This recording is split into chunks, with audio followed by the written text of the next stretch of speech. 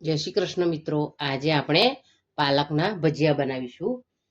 એક બાઉલ આપણે ચણાનો લોટ લઈશું, એની સામે આપણે 2 બાઉલ પાલકની ભાજી ઉમેરીશું, લીલા ધાણા ઉમેરીશું,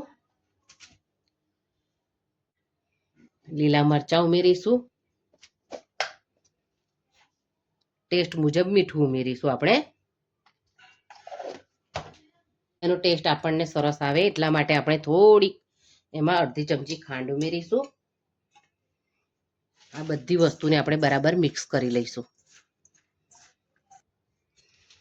હવે આપણે થોડું થોડું પાણી ઉમેરીને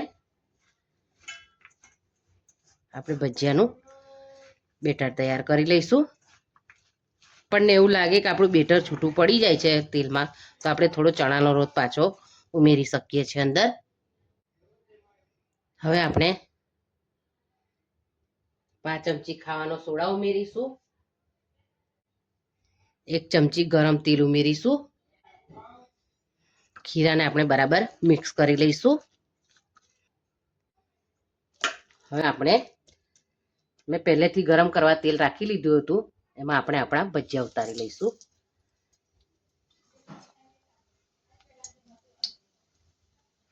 આપણે શરૂઆતમાં ગેસની ફ્લેમ લો ટુ મીડિયમ રાખીશું। થઈ ગયા છે આપણા ભજીયા, આપણે એને પલટાવી લઈશું। હવે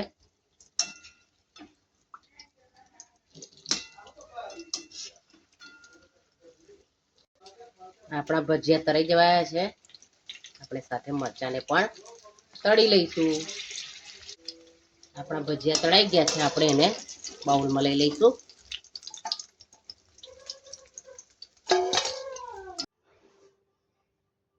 તો તૈયાર છે આપણા પાલકના લીલાછમ ભજીયા।